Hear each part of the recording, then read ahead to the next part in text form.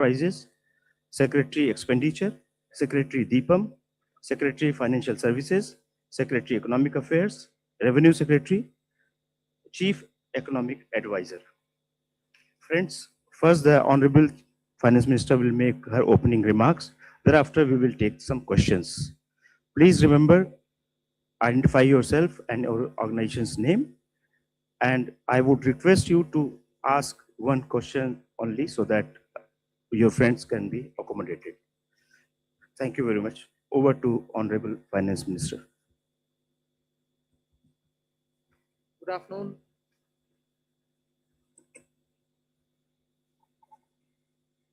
This is the customary press conference that we hold with all the secretaries. You've heard the entire budget being presented in the Parliament. So as opening remarks, I'll just highlight some of the points which we want to draw your attention to. But subsequently, of course, we'll answer all your questions. All the secretaries are here with me. So this budget being the first one, as the Honorable Prime Minister said 2 days ago, this being the first one for the second quarter of this century, also leading towards Vikasit Bharat 2047. We are laying the path and giving a push to the economy to maintain the growth momentum. And for that growth momentum or sustained economic growth, which we want to ensure, primarily we are looking at building the ecosystem with structural reforms which will go on. Reforms have been carried out. We are continuing to do the reform activities. So it will continue with an aim to make sure that we create enough environment for improving productivity and making sure employment is generated.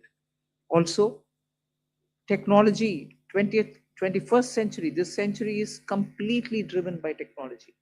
So we will ensure that technology is brought in to benefit the common man, to make sure common man benefits in the sense of ease of doing living, or for his business to prosper, or for farmers for greater productivity or better logistics, whatever. So technology for benefiting every common man.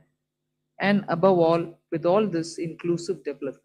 Sabka Saath, Sabka Vikas, and that is why you heard me bringing in schemes which have good allocations for bringing better health facilities, creating a cadre of people, not cadre in that sense, but a bulk of people who can come in as health workers, paramedics, and so on, and also making sure we are able to provide dignified opportunities for Divyangjan.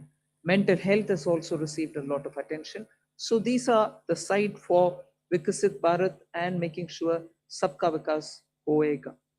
But the idea is the advantage and the momentum that we gained since after COVID by increasing public capital expenditure will continue. We've announced that 12.2 lakh crores are coming through public expenditure this time. It is 4.4% of the GDP. I'd like you all to please notice that, which is the highest, at least in the last 10 years. It could even be highest if you were to take data earlier.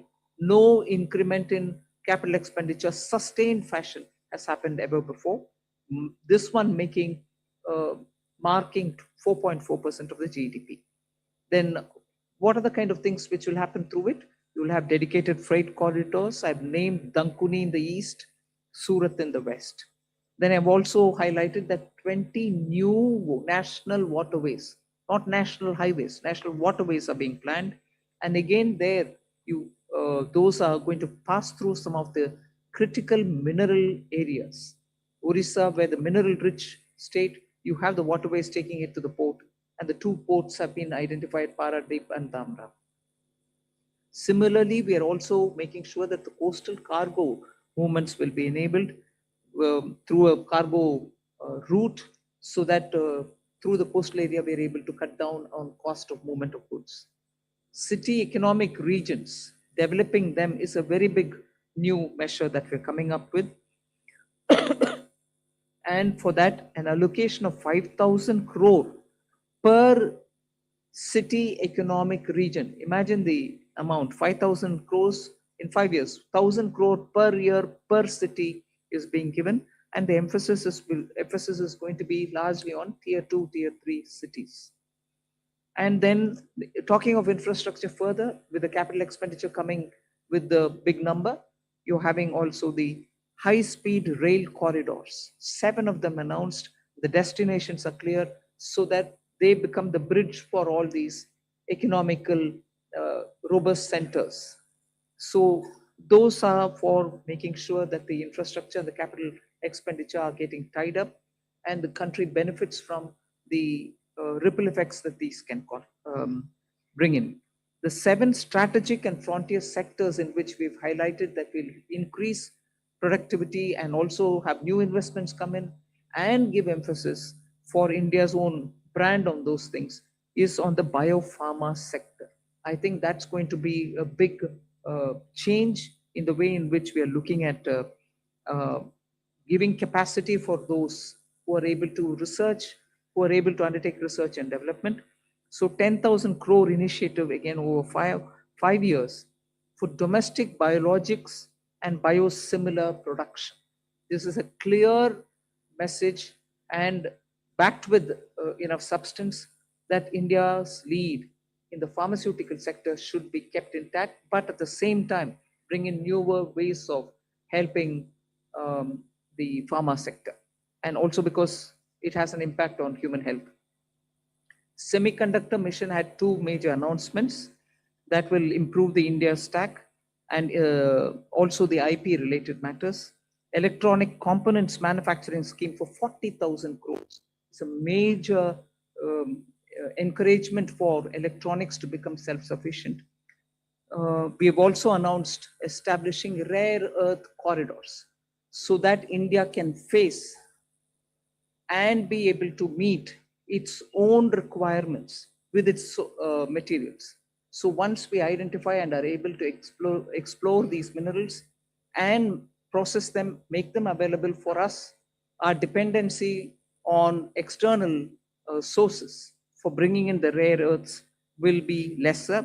And we've identified the states where we want to establish this rare earth corridors. They are going to be in Orissa, Kerala, Andhra Pradesh, and Tamil Nadu.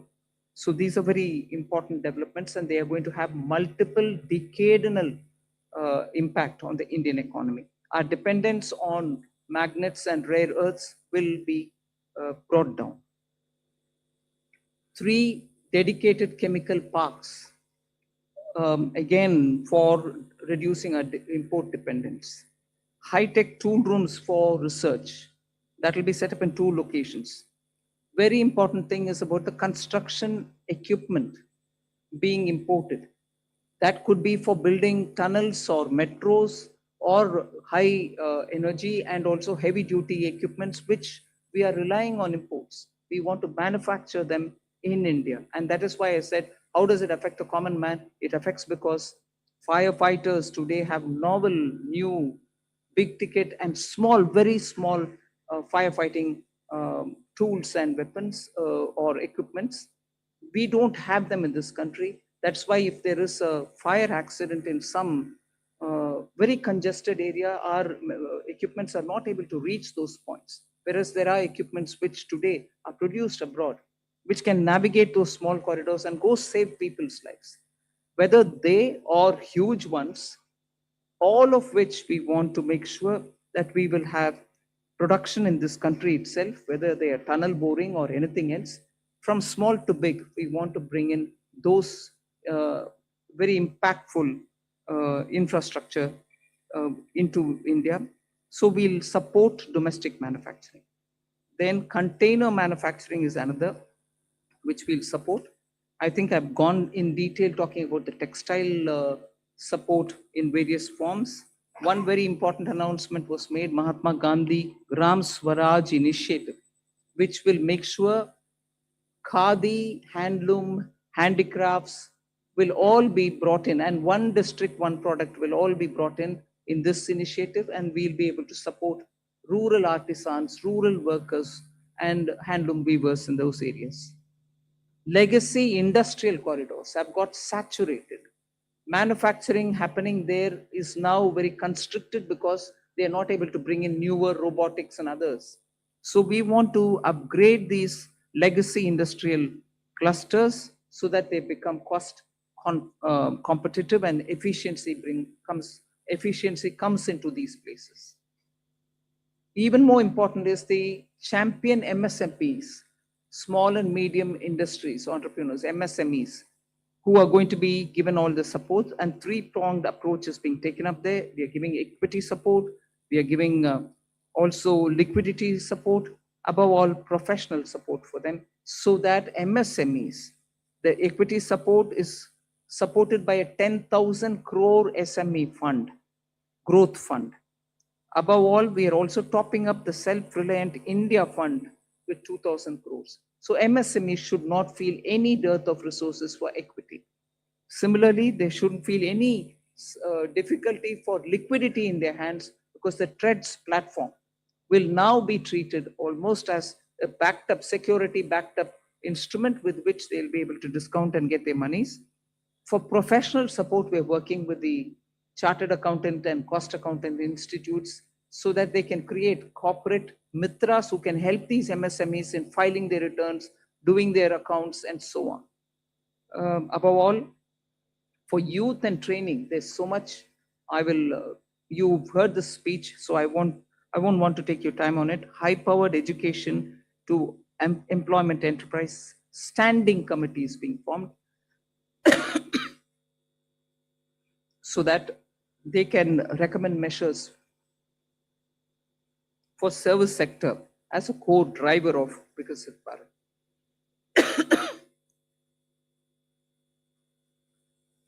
Part B concentrated a lot on tax and related concessions that are being offered. More importantly is the process simplification which has been announced. So elaborate measures have been taken. You will be able to also seek clarification if you want. New export opportunities for fishermen who can go into the economic India zones, high seas, and also assess and access the global markets. The one very touching, and I really was moved by this proposal, is where we have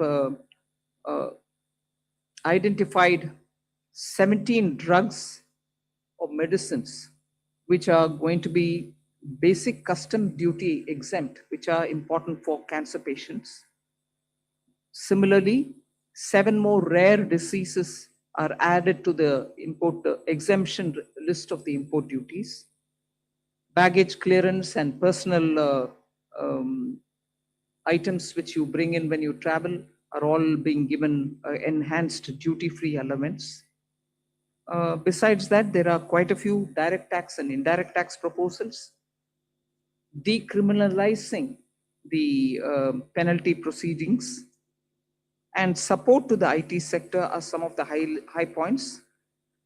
As an opening remark, I'll conclude here. I'm sure you'll be able to ask questions and seek clarification. Thank you for coming. Thank you, ma'am. I'll start taking the questions. First question is 17. 17. Good afternoon, ma'am. Shishir here from Hindu Business Line. Ma'am, my question is that under the miscellaneous capital receipt, the provision is 80,000 crore rupees. And last year, the provision was 47,000 crore, which has been reduced to 37,000 crore rupees now. Does this mean that there will be more equity monetization this year, or there will be more focus on the asset monetization of CPSEs? So you've got it rightly. The intent is that we will have a very strong asset monetization plan in place. Last year, ma'am had announced in the budget that there will be a pipeline prepared, which is being done. So we hope to reap the dividends from that.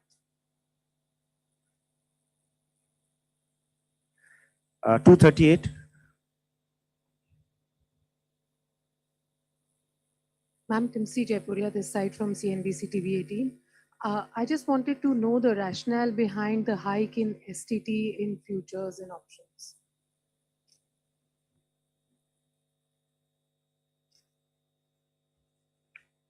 So, first of all, I believe, some confusion. In fact, the question that you have asked rightly reflects the announcement itself, that the only change made in STT is in the future and options. All the other STT rates remain the same. The primary objective of raising the tax rates on STT has been that it is felt that when you look at the volume of transactions in futures and options, whether you compare it to the size of GDP or size of the underlying securities market, it is largely in the realm of heavy speculation, which results in losses to small, retail, unsophisticated investors. And the government's intention is to discourage speculative tendencies.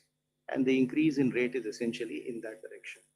So it is meant to essentially handle the systemic risk in derivative markets. Even after this increase, however, the rates of STT will remain modest compared to the volume of the transactions that is happening. This is the reason. 54. Ma'am Tarun Sharma from Zee Business.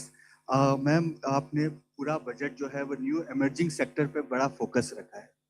Ma'am मेरा सवाल आपसे दो हैं, यदि आप allow करें। एक, ma'am आपने जो एक्साइज ड्यूटी का कैलकुलेशन किया है वो पिछले बजट एस्टिमेट से इस बजट एस्टिमेट में तकरीबन 22% की ग्रोथ देखने को मिली है। दूसरा मैम, जो आपने एमएसएमई के लिए कहा कि जो ट्रांजेक्शन्स होंगे उसके लिए आप एक्सचेंज प्लेटफॉर्म का यूज करना होगा, तो क्या मैम ये सीपीएसईज के लिए कंपलसरी होगा जो डिस्काउंट ट्रेडिंग की जो बात है? I'll take the second question, ma'am. So, हाँ, ये CPSEs के लिए मैंडेटरी होगा कि discounting as well as non discounted bills दोनों को ही ट्रेड्स पे करना होगा, ताकि वो 45 दिन में भुगतान MSME को कर पाए। और ये हर तरह से चेक कर लिया गया है कि ये हो सकता है। So we want to make CPSEs as pioneers. We hope, like ma'am has said in her speech also, that other corporates will also follow.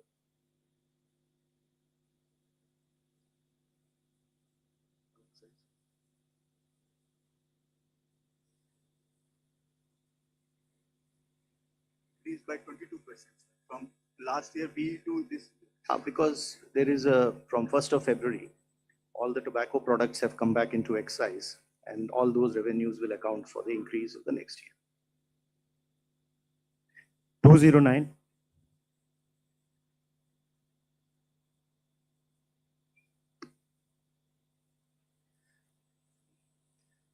I'm Prakash Predashi from ET now. The budget has announced restructuring of PFC and REC. What will this restructuring look like? And does this also mean that these NBFC will be merged going forward? What is the later part of your question? That these NBFCs are not Will be going to? merged going forward? I've said we are rationalizing it. You'll get to know as we go forward. We want to streamline it, and therefore we'll be taking some steps. We'll let you know the moment we decide how to go. 234. Hello, ma'am. Harsh Kumar from Business Standard. Ma'am, two questions. One is, you said that a high-level committee will be formed on the banking reforms in order to 2047. Are we going further for any kind of merger or something? Since government is continuously saying that we need at least two of the big banks, in at least of the top 20 banks. Are we going towards that? No, first of all, when I say that it's going to be a high-level committee which is going to look into it, the terms of reference will be prepared, and we are looking at committee to go into the entire expanse of the banking sector so that they come up with recommendations which help us to plan for banking for 2047. We need, by the time we become a Vikasit Bharat, 2047 is our goal. We need to understand what are the other steps that we need to take in the banking area, and based on the recommendations, we'll go forward. But we have the Secretary, Department of Financial Services. We'll ask him to also give speech, please. I think you have rightly responded. There are large number of aspects relating to the banking requirement. For example, the credit to the GDP, commercial credit to the GDP ratio low. and the expansion of the banking network, and what kind of the procedures currently we have that is impeding the both the deposits as well as credit. All those aspects will be looked at by an expert panel committee, and while we'll definitely have TOR, and then also consult the all the stakeholders, and the government will take a view on how to lay strong foundation for 2047 Viksit Bharat. Ma'am, one more question. 229. Left side, yes. Ma'am, Premangshu from Anandabazar Patrika. Ma'am, have you consciously avoided announcing any bonanza for the pole-bound states? And secondly, can you elaborate on this East Coast corridor, industrial corridor you announced? See, the industrial corridors are very critical for supply chains. We need a predictable mineral, rare earth, and magnet related products to be made available for India's manufacturing, whether it's lithium ion, whether it's automobile sector, whether it's the new age solar. You need these rare earths to be processed and be made available. We have enough raw materials. The coastal areas are rich in these minerals. And therefore, states also felt, I mean, I must credit that the interaction that I had with the finance ministers pre-budget, many states felt that there are rare earths which they can utilize. We then sat up in the budget group that we have, Revenue Secretary, DFL, Secretary DA, and thrashed out, talking with the states. What are the kind of things that we can do so that their capacities to extract these minerals, process them, make them something which the industry can benefit from. So India can be less dependent on imports of these materials. That is where, having spoken to states, we thought it's very important to recognize the corridor and give a policy for it so that industries can invest, private sector can come in, governments, state and center can come together on it. That is where these corridors were announced. And looking at the success of the defense corridor, I can confidently say these rare earth corridors will make that big a difference to the Indian economy. The first question, I think there's enough to cover all the election states. If I do, you will ask me, why have you done it only for the election states? Now I've done it for election and non-election states as well. You want me to spell out what has been done only for the election states? I'm quite happy to do it. 262, front. At the front, please. Yeah. Front. Good afternoon, ma'am. Sapna Das here from CNBC TV 18. Two quick questions. Just wanted to understand the gross borrowing at over 17 lakh odd crore. Would the government look at it as being on the higher side? Just asking that. And within that also, if you look at your net tax revenue stream, of course, B to RE it's higher, and a lot of concessions have been given away both on direct and indirect taxes. But the trend seems to be a bit flat, around 28 lakh odd crore. So if you could explain to us, how is this entire thing looking?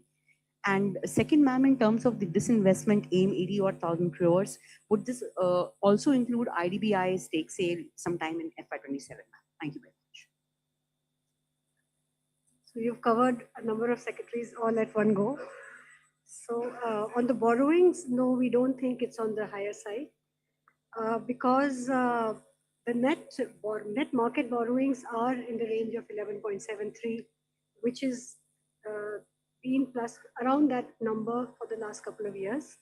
The larger number is because we have 5.5 lakh crores which have to be repaid this year. So to that extent, we don't think that it's a large number. We have a plan how to manage this. And according to that plan, which also gets released from time to time, the markets would also know as well as all of you. 4. Okay. So on the tax stream, because of some concessions that were given this year, there has been some course correction. But if you look at the next year, the direct tax is growing at 11.4%. and continues to be 3.1% of the GDP. The total collection would be 6.9%. The indirect tax excise is growing very healthily because of the base correction, the base which has got added. Customs too is showing a decent buoyancy. So on the tax revenue, I think we are looking up. And even GST, as you would have seen the collection figures today, after rate rationalization, buoyancy which we had expected, and in this hall we had discussed about it, you can see that coming back on the tax. Hi, ma'am. Meghna Mittal from Money Control. The fiscal deficit target that you have set for next year from 4.4 to 4.3 is being seen as very, very gradual. Is there a specific reason, or is it because of the global uncertainties as one of the major factors for being such a gradual fiscal consolidation?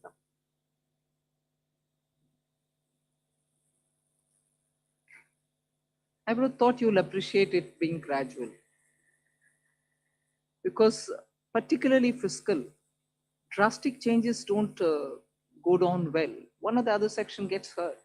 We will have to be gradual, but yet keep it well within that band which gives confidence, and to show that we care for fiscal prudent management.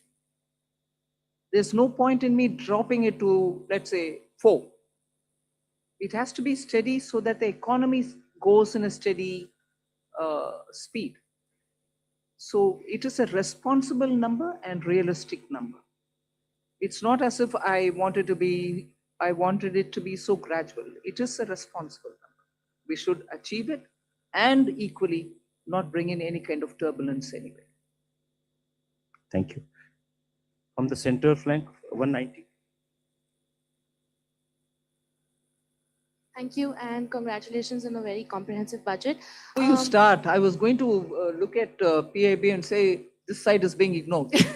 Yes, but good that he called you. Thank you. I'm Aprajita Saxena from CNBC International in Singapore. I'm very curious because you started talking about tech, and I want to ask a question about the ISM 2.0. There are those on the outside who say that India sort of lags when it comes to AI innovation, especially innate innovative LLMs.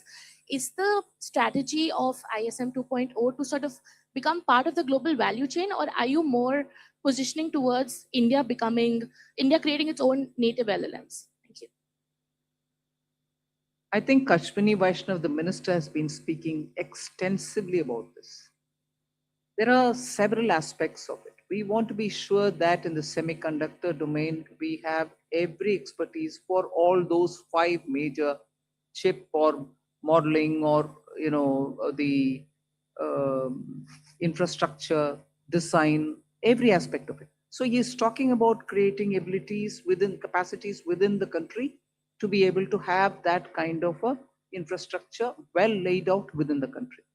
And similarly, if you're looking at the way in which our startups are working, using AI, and very clearly we have also shown a path that it's not just the large language models, but also smaller ones, medium-sized ones, which can serve the requirement of your economy. So AI in India, particularly when you have a huge demographic dividend, will have to give us results to ensure that our people have work, and also the opportunities are going to be enticing enough for the youth. It cannot replace human efforts. So we are at the same time redefining for ourselves, if I may use that expression, on how to use AI, what is the capacity that we have to create, the kind of infrastructure that we have to lay in the ground for it. Equally, the products which come out of it will have to benefit our people, because our youth are revving to do more and new. For them to do something new and for them to do something more, we have to create benefits out of AI rather than push along with AI unthinkingly that it doesn't serve our people. So I think these many different factors play in making a decision on semiconductor. And that is where semiconductor ISM 2.0 looks into these aspects as well. And I'll ask the CEA to speak a bit on it, because he spent a lot of time so that he could write effectively capturing what's happening down. Ananta, you want to say anything on it? Actually, we have to see the semiconductor mission and the announcements related to the rare earth corridor, which ma'am talked about a few minutes ago. All of them as part of the framework that we presented a couple of days ago here on the strategic resilience part. So, in fact, many elements of this ma'am's budget speech focus both on equipping us to handle the AI-related technology as well as skilling the population in areas where they can be immune to some of the AI-related impacts as well. So it covers both dimensions, and therefore the semiconductor mission, the rare earth corridor, and also some of the Part B announcements ma'am made about the various electronics and manufacturing sectors were all part of the initiatives to make sure that we make ourselves strategically resilient in a very fraught global environment. 138 at the back side.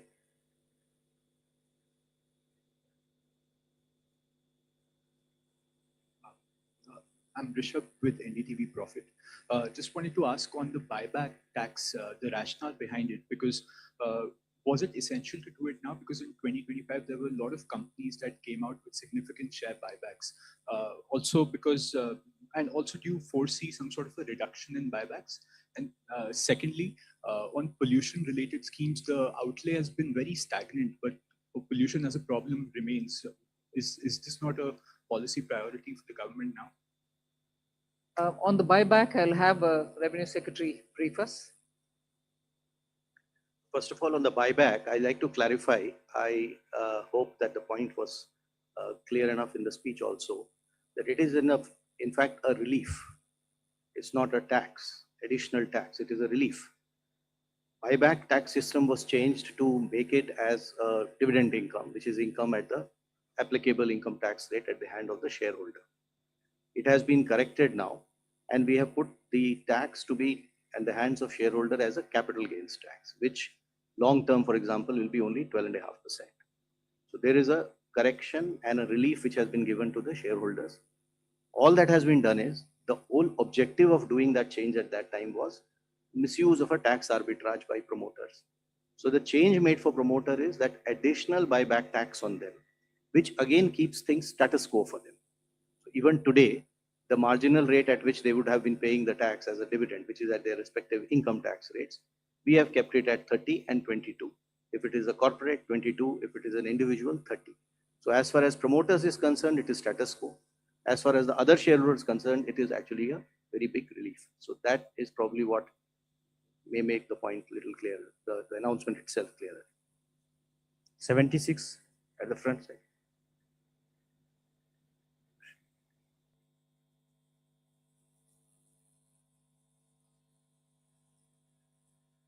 So pollution is a priority with government, and not everything has to appear at the budget speech is how I would put it, ma'am.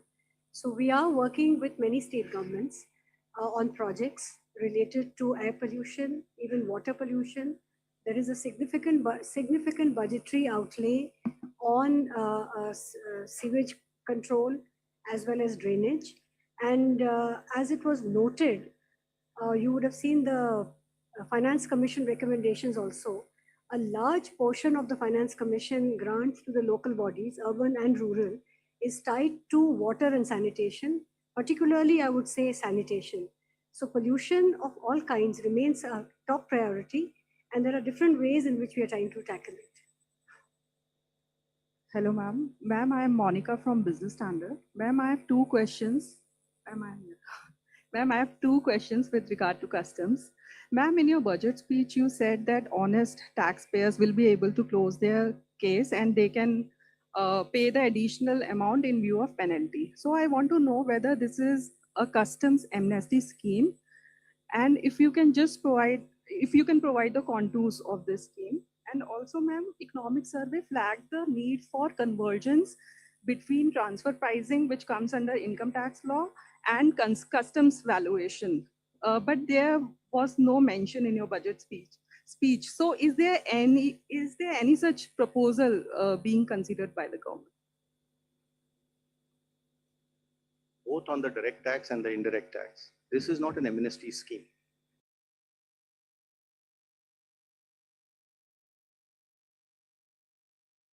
This is essentially an offer given to the honest taxpayer who would otherwise, when he gets to know that he has to pay the duty, he will like to pay it. But because our laws require him to also pay a penalty on that, the negative connotation associated with being penalized, which he has to obviously disclose at some point of time, does create a situation for him or an incentive for him to rather dispute the duty, even though he may not want to do it. So the window that we are giving to the taxpayer is that you will, if you are willing to pay your tax or whatever is the duty, instead of penalty, that same amount you can pay in the form of an additional amount. So it will not be either a relief or an amnesty. At the same time, this amount that you pay will not be treated as a amount which you have paid as a penalty, and therefore that negative connotation will go away.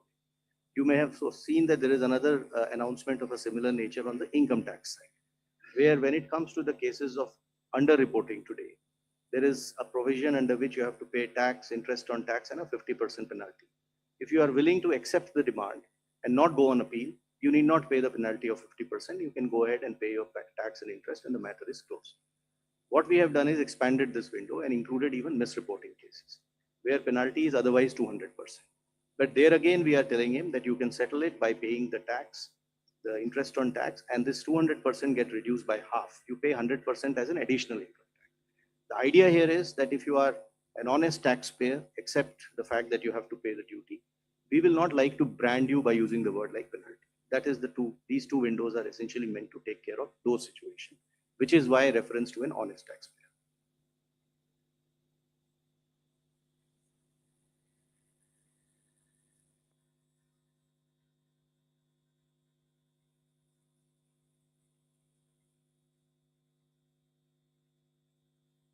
Yeah, we are examining that separately. 194. Left side, yes. Ma'am, this is Amitod Singh from CNBC International. Congratulations to you and your entire team. I have two questions. The first is around foreign investors. There were a number of expectations that taxation structures would be changed, particularly when you think about things like withholding tax. So what we want to understand is whether that was even discussed within the government. My second question is 15% defense spend increase. How much of that has to do with global uncertainty? Revenue Secretary can answer on the first question. See, global uncertainty is something which definitely occupies all the officials' mind when we are preparing for the budget. But I won't attribute it to be the cause for any one step. Across the board, we kept that in mind. So it's not the cause for any one thing that we've done or one thing which we did not do. That's kept in our mind. Our macroeconomic fundamentals are strong. You heard the CEA speak that despite you having a macro sound economic foundation, you're still sort of facing a world which is uncertain. And therefore, when currency, Indian rupee versus the dollar becomes an issue, you have done everything within the country to make sure your fundamentals are fine. But the uncertainty globally is affecting on many grounds, and we are seized of it for everything that we do, not for one particular thing, but ours. Yeah, I think today we need to look at what has been announced in the budget. So we would rather focus on that, because there would obviously be many of the issues which would be discussed and deliberated. But what has come out for you before in the budget is what is there, and we should probably focus on that. And if you saw that there are many announcements, especially which are addressing the needs for attracting investment in India, bringing more certainty, both for the residents who interact with their related parties, as well as for the non-residents who otherwise do business here. There's a whole host of those announcements. You would appreciate that what, for example, has been done in IT services is a change which is completely, and it's a fully comprehensive change, which practically will take care of just about 30 companies need to now sign APAs. The rest, all 11,000 odd, will be covered under one or the other system of certainty of taxation, either through safe harbor rules or through the APA agreements. So this has been a major change.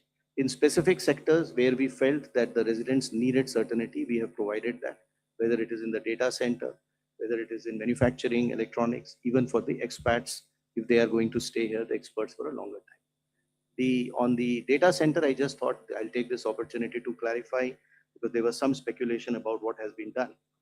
The thought process in this is that a global entity which is providing kind of cloud-based data services uses data centers all over the world to provide services to the customers. So it is very difficult to connect one-on-one as to which data center has resulted in what type of revenue. So the international entity of this nature would like to set up data services centers in India, which is a net economic plus for us because it adds to that level, scale and level of economic activities. It has strategic purpose too. So the arrangement we have done is just because that entity will set up data service centers and will use this as one of the many to provide services globally, should not become a cause of uncertainty for it that its global income will get taxed here. So that is the certainty which we are giving to it. Quite naturally, the data service center, which is located in India, will be taxed depending on the way it is positioned. And that entity will be selling its services to customers in India through a reseller entity, which again gets taxed.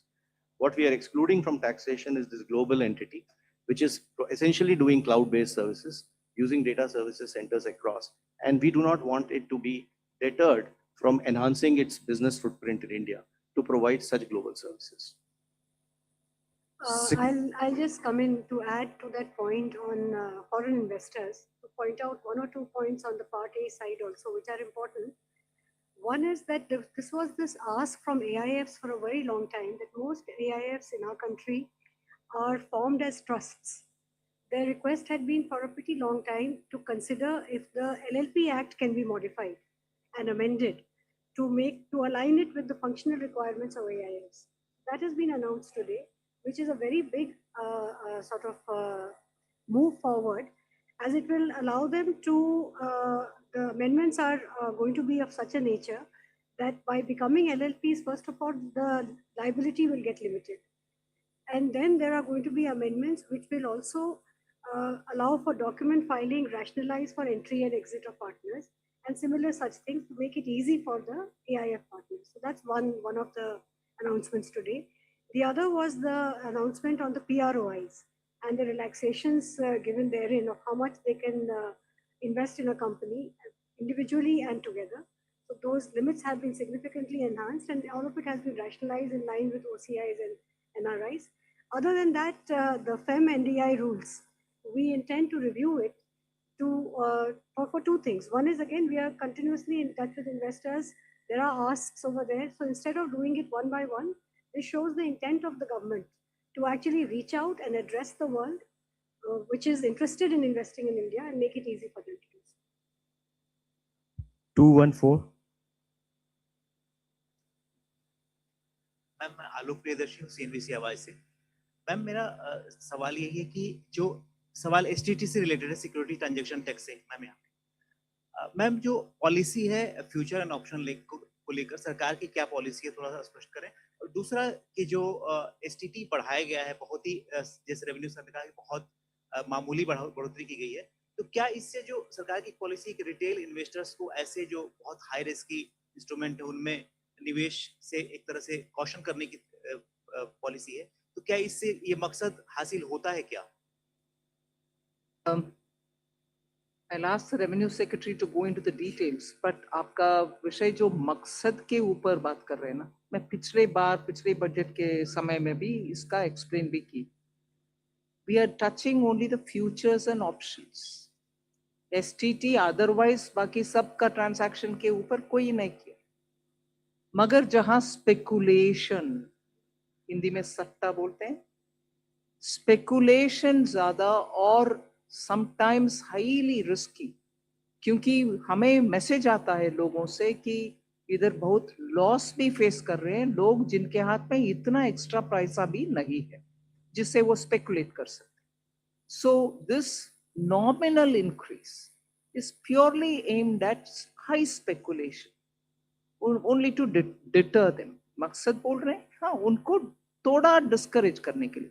हम इसके खिलाफ नहीं है, जरूर activity जो होता है उसका रेस्पेक्ट करते हैं, मगर इतने लॉस और इतने छोटे छोटे लोग का लॉस को सरकार देखकर कैसे आप चुप रह सकते हो? डिटर करो थोड़ा उसको पीछे हटने के लिए, बस उतना ही। So the tax is only one element of the kind of supplementing or supporting that policy, which is what I explained before. In as far as the rest of what and how this market has to be regulated is probably for the market regulator to respond better on that aspect. 67 from the center. I'm Pallavi from CNN News 18. Little political question because the reactions are coming in from the opposition parties. Rahul Gandhi specifically says that the budget has failed to go in for a course correction and that it not address the real concerns of the country. With due respects, I don't know what course correction is referring to. Economy and its fundamentals are strong. Global uncertainty is facing many of our sectors for whom we have brought in so many different schemes for those small and medium enterprises, for textiles, for leather, for shoe uppers, for people who are working in the rural areas, schemes for benefiting them, for even the farmer and value addition, for women entrepreneurs who are chote groups, self-help entrepreneurs, the she marts that we've come up with. These are ways in which we are reaching out to the common small people to make sure that they don't have to face big changes in their life because of any volatility coming from outside. They could be contributing to exporting small things, but different uncertainties can affect them equally. Many of them have been shown as successful because you see when you go there, Lakpati Divis is a fantastic difference made to women in the rural areas. Now we're bringing them together to sell their wares. Are these not measures through which we are reaching out for the poor, the small, those in a different difficult terrain or in rural areas? And with all this, the fundamentals of the economy remain strong. And that has come out even in the economic survey. So, well, politically you want to criticize, you're welcome, please do it. But if you want to give me the facts on which you're basing your argument, I'm willing to hear and willing to reply to that. 16. The center. Ma'am, I am Bani Kinkar Patnaik from the Economic Times. Ma'am, I think probably one of the most important features of this budget is that for the first time in probably many years, your effective capital expenditure at 4.4% of GDP is going to be slightly higher than your fiscal deficit, projected fiscal deficit for the next year. So it means, I mean, in other words, you will be using more than your entire borrowed resources. You will be deploying that in productive spending. So I wanted to ask you that, whether it is going to be the new normal in the coming years. And ma'am, one clarification I needed. This VV Jiramji scheme, you have allocated more than 95,000 crore. At the same time, I see that Narega has also got 30,000 crore. So is it going to be on top of that, or because Jiramji scheme is supposed to replace this Narega scheme? I'll ask the expenditure secretary to respond on that. On the new scheme, the GRAMG, budget provision has been provided exactly as what you would have seen when the bill was being presented and the act was this. So we have gone exactly whatever is required has been provided. Now on the old scheme also having some money, in fact, it's a legacy of the inefficient way in which the scheme was, the MG and Narega was being implemented by the states. So there is some carryover of liabilities, 30,000 crores. So that we have taken the responsibility of verifying and fulfilling it. So that's why we have kept that, but otherwise fresh implementation will be on the new provisions.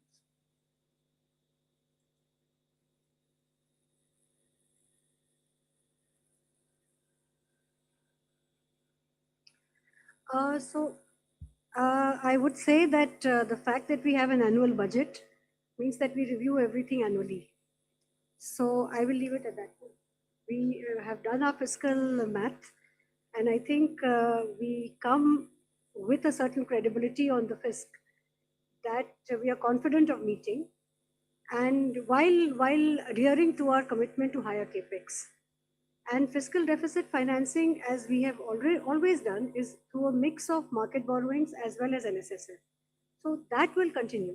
So there's not many major changes like that. Thank you. 37 at the back, yeah. Hi, ma'am. This is Shrimi Chaudhary from NDTV Profit.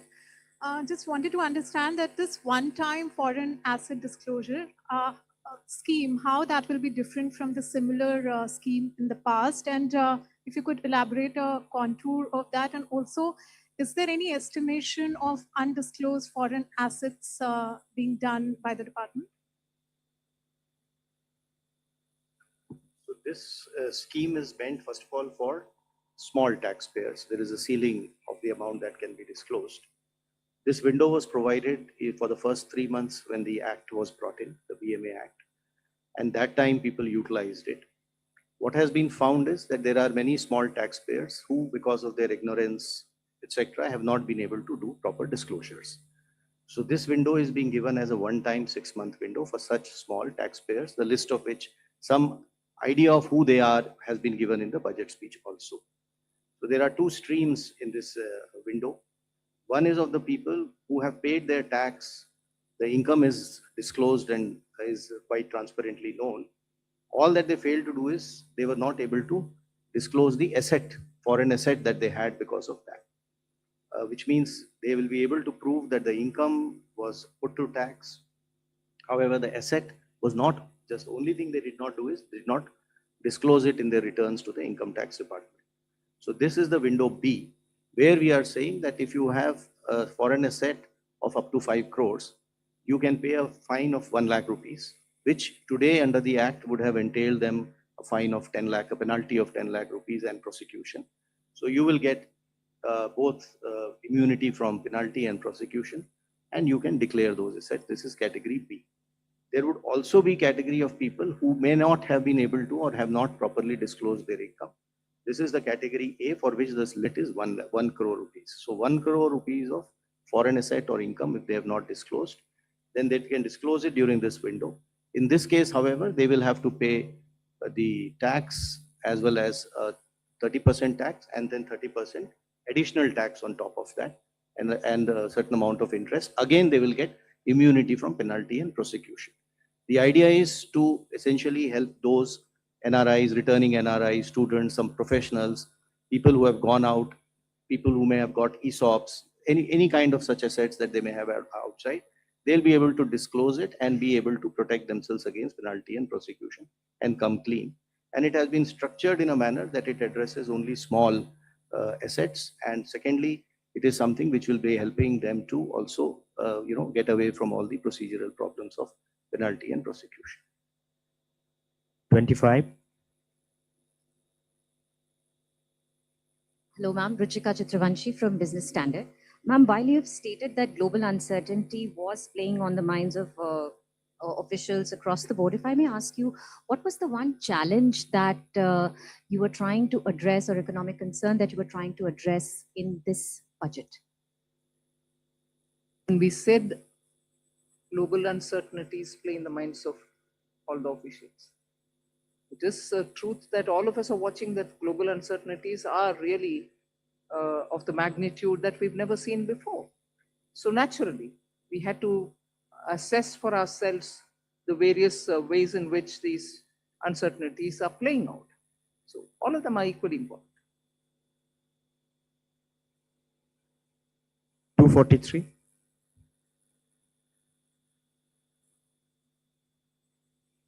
Good afternoon, ma'am. Kriti Ambe from Informist Media. Ma'am, this year's nominal GDP projection, the projection of 393 lakh crore, does it take into account the upcoming base year revision, or is it possible that this number would undergo further revision when MOSPI releases the new base year and releases its estimates based on the new base year by the end of February? Let the CEA and the Secretary EA answer that. The 393 lakh crores or 10% nominal GDP growth was arrived at based on the existing GDP base year and the methodology.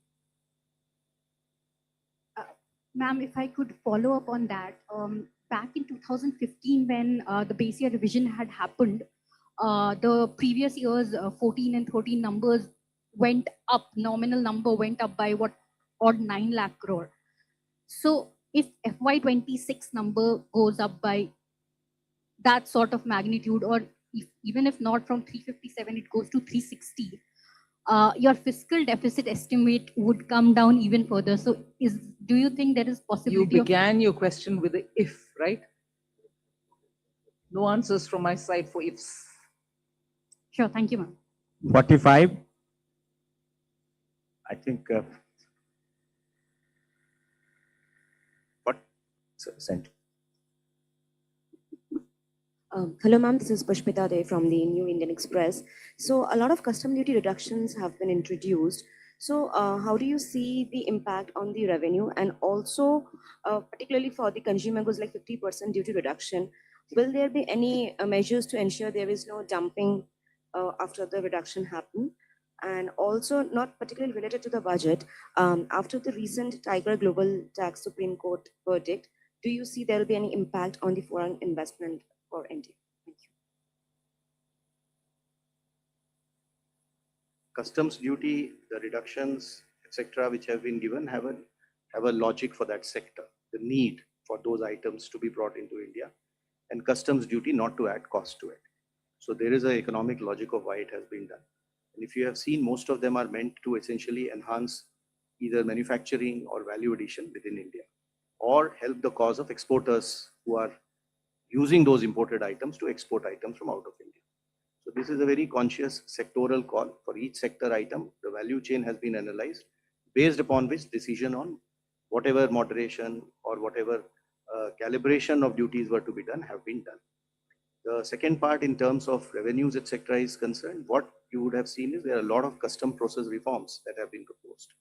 And the idea is essentially to enhance the volume of international trade, which should fetch us more revenues rather than playing on the rate itself. So we do hope that these process reforms will encourage more people to kind of export in the process, probably the part of global value chain, more exports, and duty or revenues will be a result of that buoyancy.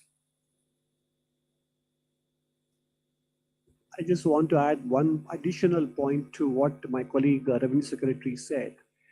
If you look at many of the customs duty reliefs given in Part B, you have to read them in conjunction with the announcements made in Part A on manufacturing. So you look at electronic component manufacturing and you look at the concessions given in Part B, there is a certain logic, alignment and synergy between the two. So that's exactly what you need to focus on. So actually, the fear of dumping there, will you be monitoring it?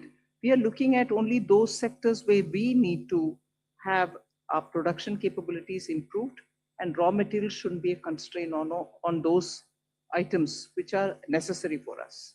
So it is a very calibrated way in which we've done. 39. Thank you, sir. Congratulations, ma'am, and everybody. Karishma from Business Today. Ma'am, I just want to also continue the question on the rural employment scheme. A couple of states have shared skepticism and apprehension if they'll be able to fiscally absorb it and if they have the appetite on the cost sharing for the scheme. Ma'am, second, just a follow-up question, if there could be an update given on IDBI disinvestment. I think the agriculture minister has spent a lot of time interacting with states to tell them what actually is Vikasit Bharat Gram, the G Ramji program is about. It is not about money. We have continuously given. That's why you heard expenditure secretary say, Manrega, balance which had to be carried forward, had to be provisioned for, we had to pay them back. Although inefficiently spent, we have to still give them, though we made the provision. And Vikasit Bharat Ji Ramji, as was at the time of the act getting passed, whatever was predicted was going to be provided, we provided for that. So I think there need not be any doubts in the minds of what is going to happen about rural employment guarantee scheme. In a way, the new scheme actually understands how efficiently it can function in the ground. Inefficiencies have been removed from it, and the money allocation proves that we have put the money where we spoke about. So that's fine. All disinvestments which have been approved by the cabinet earlier. That list will continue to be before us and we will carry forward every such. And on specific, if you want to know, we have our Deepam secretary. Please do tell.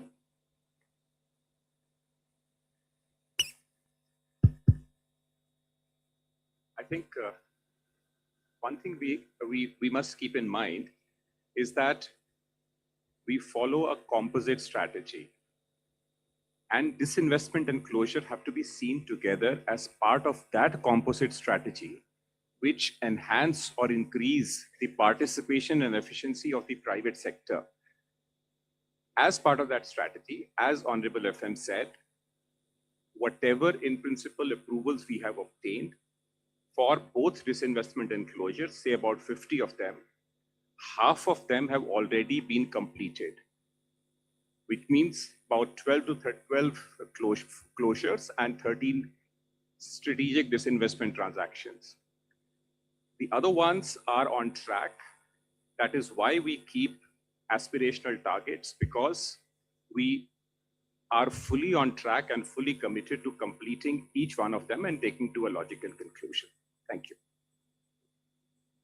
Yes. 81, back side.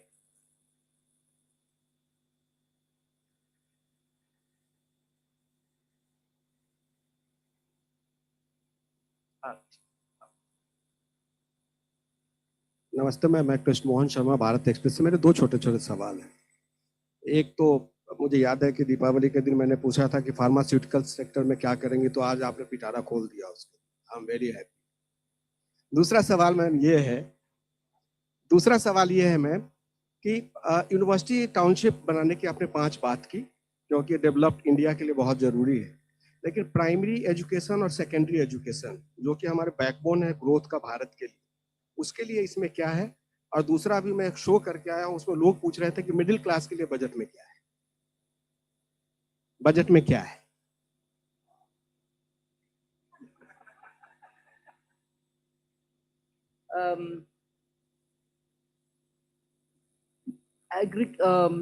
Higher education के लिए जब हम 5 university hubs बनाने जा रहे हैं, it is very important to recognize that आज private sector में यूनिवर्सिटीज बहुत आ रहे हैं। स्टेट्स का मन लग रहा है कि और हायर एजुकेशन सेंटर्स जरूर है, होना चाहिए। इन सब को सुनने के बाद हम हायर एजुकेशन में और ऑप्शंस ले आ रहे हैं, जिससे हर तरह का कोर्स उस हब्स में बने। Our students don't need to go out in case उनको वीजा नहीं मिला और बोरोइंग करके जाना है।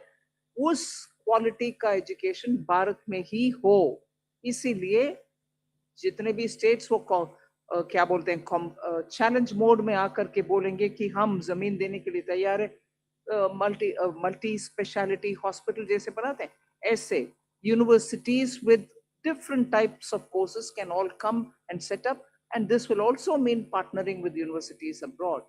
So higher education में जो flexibility के साथ function करना है, और हमारे students जो बाहर जा रहे हैं उनको उसी quality के education इधर देने का, ये नहीं कह रही हूँ मैं कि हमारे universities में quality नहीं है, मगर aspirational लोग को कुछ और certificate जब चाहते हैं, वो certificate क्यों ना भारत में ही ना मिलना, why don't we provide for it? And इसीलिए वो scheme ले आए. So it does not immediately mean that we are not going to be spending on primary and secondary.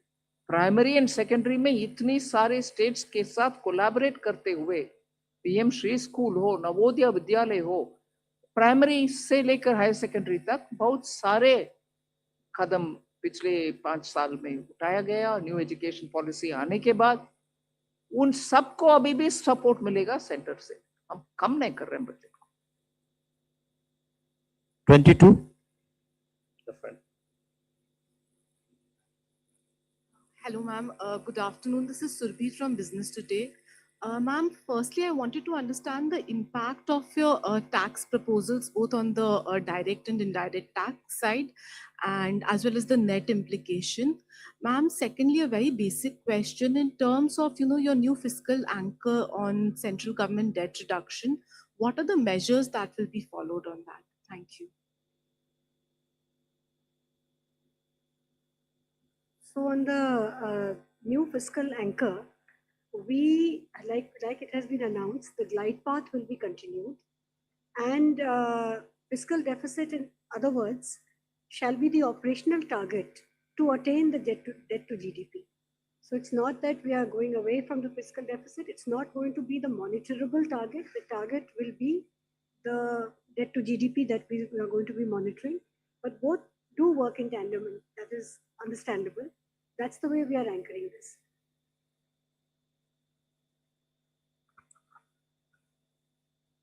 So I have already explained the growth rates for the tax the next year.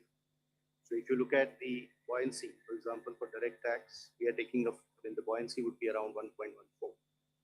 So which shows that we expect that with all these reforms, the tax growth should become and would be growing at a rate faster than that of the economy itself. So we do expect the tax income, the tax revenues to be sufficiently buoyant in the coming. 46. This side, left. Ma'am, this is Priyansh from Money Control. I have two questions. One is on the GST. So the GST numbers that the target for FY27 is 2.5% lower than this year's target. So although there has been, this is due to the reduction in rates, but when can we expect the growth to be in the positive territory? And second question on the nominal GDP number, have you taken under consideration the conclusion of the trade deal with US on the nominal GDP? And if it is concluded, can it be higher?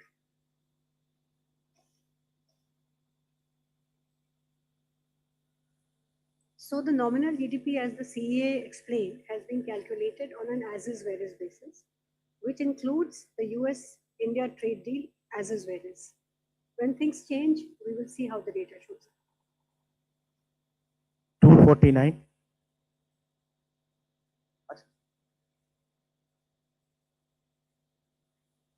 GST revenues, what is the question? Can you repeat it? No. You will have to account the fact that compensation cess is not going to be there the next year. So you'll have to exclude that, which is why you would see our monthly figures are showing other than compensation cess. That is the right number to look at. Hello, ma'am. This is Priyoshmita from Informist Media. Ma'am, since you mentioned that gross borrowing for FY27 is not particularly high, can we expect more buybacks this year as well to bring down subsequent repayments? And secondly, are you looking to switch bonds with the RBI as well to manage your repayments? You did this this year in May after a gap of 2 years. Thank you. So the reason we do buybacks and switching is basically to reduce our repayment burden and to mitigate the bunching up effect, and also to manage the costs. So we did a significant switching of high coupon securities this year. Next year, this 5.5 lakh crore which needs to be repaid, as they keep coming up, we will be taking decisions closer to those, while work is continuously going on this in one division of DEA. 24. Mike. Ma'am, this is Rajesh Singh from ANI. My question, could you clarify some measures in the budget to boost savings? Because there was some demand by bankers for FDs to be linked with like equity benefit, or NPS scheme were demanding some kind of tax benefit. Because we need greater savings for greater growth. We need greater savings for greater role, all right, and the banks know how to do it. 9.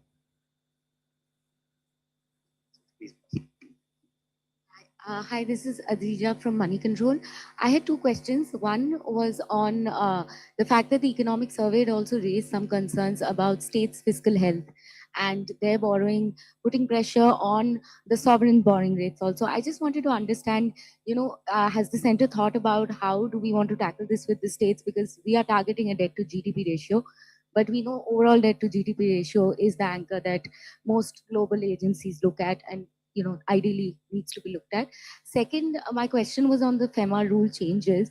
I just wanted to understand with the interaction with the investors or the stakeholders globally, what are the kind of demands or what are the kind of requests that are coming in, especially amid the status when it comes to foreign investor outflows. So what are we looking at, if we've thought about anything yet? Talking with states about their borrowing can only be done as a nudge conversation. Beyond that, the center cannot do. Equally, if you look at it, the center is also under Article 293(3), duty bound to make sure that the borrowings of the states are also monitored in a way. We can't curb them, but beyond their FRBM, we can sit with them and have a conversation. But that's about where it is. And I think largely states understand their duty under the FRBM Act.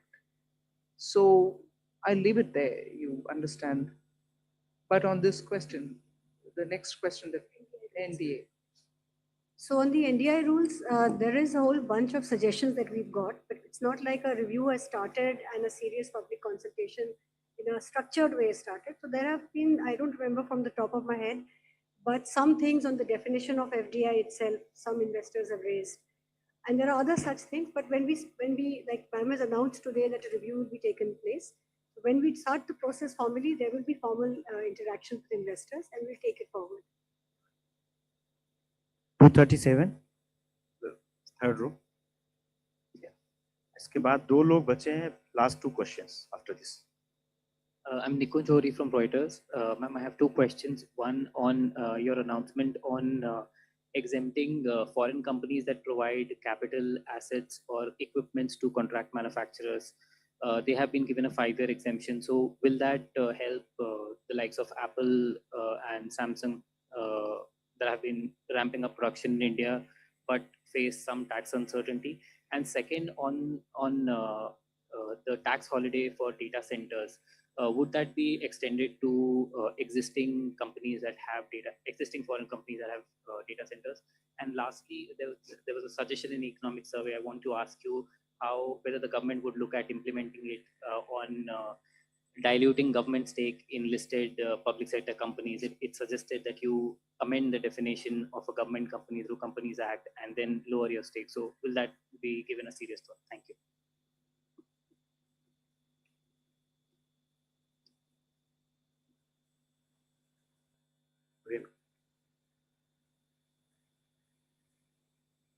See, the contract manufacturing, that is the toll manufacturing exemption that has been given, essentially is for the companies which will give their capital goods. There'll be no transaction, there'll be no sale, no lease. It's just given because they have some reason to do it, business reason to do it. And it is utilized by the entity here to manufacture. So this will be in a bonded zone, customs bonded zone. Therefore, we are saying that if you bring your machine, and that machine is used by a local manufacturer to produce something, we will not consider this to be a PE connection to India, and we'll exempt you for 5 years. I mean, for 5 years, the possibility of it being PE because its machine is being used here is something we are giving him certainty by saying that we'll be exempting for 5 years. So there'll be, for example, if a big company sends its proprietary manufacturing, testing, or some tools and machines here, and because of which its global income gets into the risk of being taxed, is what we are giving certainty on by saying that for 5 years we'll be exempting.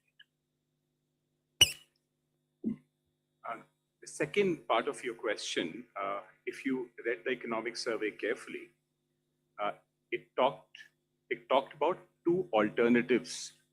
One is that we change the definition of a government company and bring it down from 51 downwards. And the second is we bring the equity below 51 following a strategic path, which could mean we look for a strategic partner, which could also mean a consortium or a joint venture approach where it may not be a government company, but it will still be a public or a government controlled company, which gives it more flexibility to operate.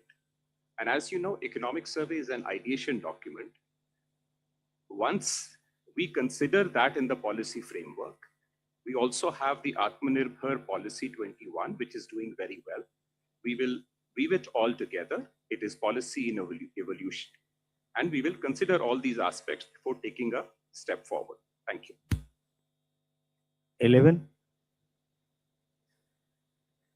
Ma'am, this is Anup Roy from Bloomberg. So your nominal GDP assumption is pretty conservative even this year. Given that CA has given a growth rate of 7.2%, so are we assuming inflation at 2.8% for the year? And does that show that inflation is structurally down in India? Inflation is down in India and it is remaining there for some time. And inflation is just not the only one which is a deflator, but however, largely you depend on that. And I think therefore the assumption of the nominal GDP is realistic. So we cannot, for the reasons well known that you want a nominal GDP to be a higher number, cannot bring in factors which are beyond the usual calculation.